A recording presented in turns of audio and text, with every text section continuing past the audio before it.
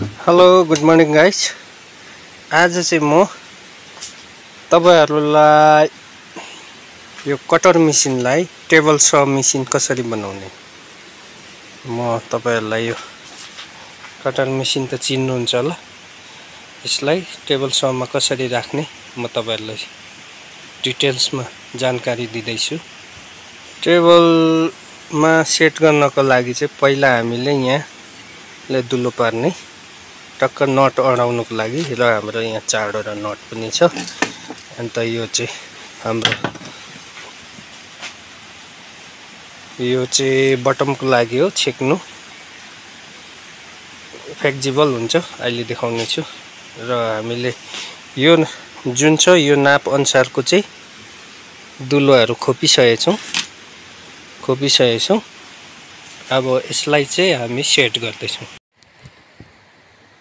ल गाइस, अब चाहिँ हामी टेबलमा कसरी सेट गर्ने छौं देखाउ। हामीले यसरी नटलाई चाहिँ चार पट्टिबाट यसरी राखिएको छ र यो दाँत चाहिँ तपाईहरुको यसरी फ्लेक्सिबल हुन्छ, तल माथि यहाँ घटाउन सकिन्छ। अहिले म देखाउँछु र यहाँ चाहिँ हल्का दाँत निस्किरहेछ र यसरी नटलाई चाहिँ यहाँनिर राखिएको छ। एउटा, दुईटा, तीनटा, चारवटा नटले। र यहाँ चाहिँ मोबाइल पक्रिँदै काम गर्नु असुविधा भएको कारणले म अहिले नट कसेर देखाउने छु। हामीले सेट गरिसक्यौं। ल हामीले यसलाई फिक्स गरिसक्यौं। यो चाहिँ यो लेभलमा काठ चिलाउँदा ठोकिन्छ, त्यो भएर अलिकति डाउन हुने गरी खोपेर राख्नुपर्छ। र हामीले अब कति साइजको काट्ने त्यसको लागि एउटा फ्लेक्सिबल कुन्निया जस्तो एउटा बटम साइज बटम निकाल्नु पर्छ। हामीले यसलाई यस्तो तरिकाले हामीले खोपेर पहिला बनाउनु पर्छ यसरी हो। अन्त हाम्रो यहाँनिर दुलो छ दुईटा, यो चाहिँ यहाँनिर यसरी टक्क मिलाउने। यो 12 को नट बल्टु लामो चाहिन्छ, अलिकति लामो। यो वासरहरु दियो भने पनि राम्रो, स्लिप नहुनुको लागि। यसलाई चाहिँ मैले यहाँ अलरेडी दुलो बनाइरहेको छु र यहाँ दुलोबाट निस्किने छ। यसरी तलबाट नट यसरी राख्नुपर्छ। ल हामीले दुईटै नट यहाँ छिराएर राखिसकेको छौं।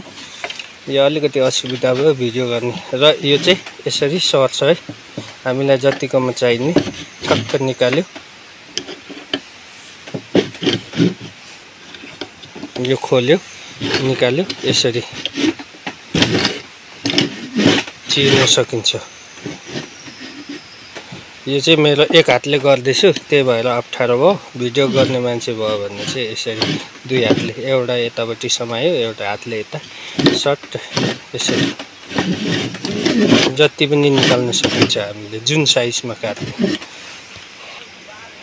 आराको दाँत निस्किनुलाई चाहिँ हाम्रो कटर मेसिनको दाँत निस्किनुलाई चाहिँ यहाँ हामीले अलरेडी यो नट सेट गरेर यसलाई, यो अलिक मेरो टेबल चाहिँ घरकै टेबललाई बनाएको कि टेम्परेरी, र यसलाई यो हामीले तपाईहरुलाई थाहा छ धार कति निकाल्ने हो भनेर। यो खोल्यो सट यसरी निकाल्ने। फुल चाहिने कि यति मात्रै चाहिने कि यो हाम्रो चाहिँ लास्ट यो पटाइ अलिक मोटो 1 इन्चीको भएको कारणले धार कम्ती निस्केको छ। यसलाई चाहिँ तपाईहरुले 3 पाउने इन्ची बनायो भने अझै अलिकति बेसी लामो निस्किन्छ। र दाँत निस्क्यो भन्दैमा बेसी निकालेर चलायो भने नि मेसिनलाई लोड पर्छ। काठको क्वालिटी हेरेर कुन काठ कतिमा चलाउने। यसलाई यो हाम्रो 1.5 इन्ची निस्केको छ, टक्क चौकटको लागि ठिक्क हुन्छ खोप्न। 2.5 इन्चीसम्म चाहिँ यसले छिनाउँछ। एक लाइनमा 1.25 इन्ची र 2 त्यसलाई फेरि फर्काएर लायो भने यो टाइट गरेपछि यो धार अब झर्दैन तपाईहरुको जति गरे पनि झर्दैन र हामीलाई अब कतिमा चाहिने 1 इन्ची 2 इन्ची 3 इन्ची 4 इन्ची र यो मेरो अहिले 1 फुट सम्मको चाहिँ बनाउँछु 1 फुट सम्मको चाहिँ साइज गर्न सक्छ है यसले गाइस कमेन्ट गर्नु होला लाइक सब्स्क्राइब गर्नु होला र तपाईहरुलाई अझै कमेन्टमा भन्नु होला अझै राम्रो तरिकाले सेट गरेर देखाउनु भन्ने चाहिँ म फेरि देखाउने छु हाम्रो यहाँ मुनि स्विच हुन्छ यो स्विचलाई चाहिँ एकदम फिक्स गरेर लक गर्नुपर्छ अन्त घुमेको घुमेकै हुन्छ र म तपाईलाई घुमाएर देखाउने छु एकचोटी मैले प्लग लगाइसके यहाँदेखि म तपाईहरुलाई चालु गरेर देखाउने छु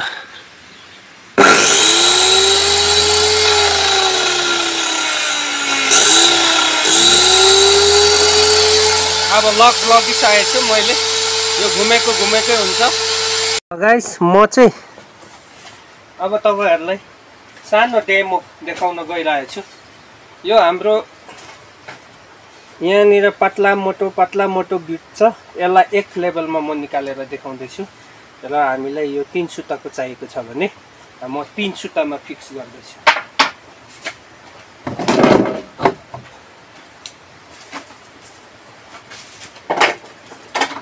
हामीलाई चाहिने 3 सुता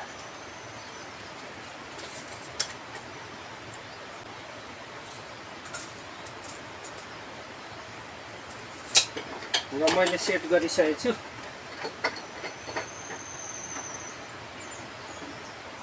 अब हामी यसलाई सेट गरेर फिक्स बस्दैछु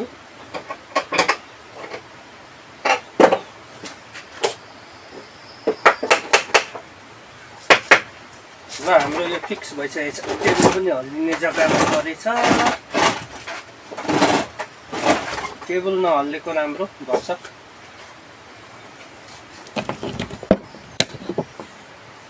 र मैले मेसिनलाई डाइरेक्ट बनाइसकेको छु